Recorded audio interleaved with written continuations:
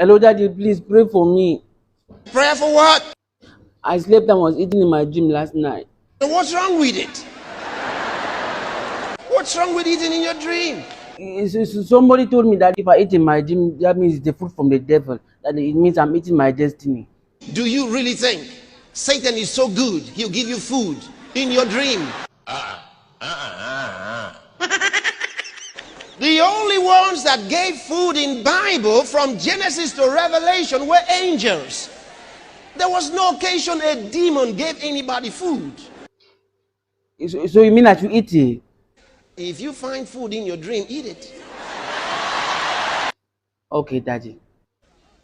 Now a table has been laid before you.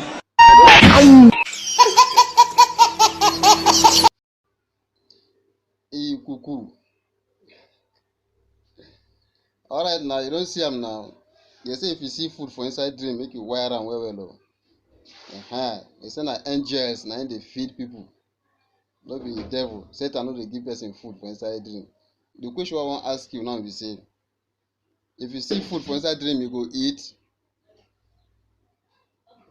If you see food for inside dream, you go eat. Na the simple question be that one.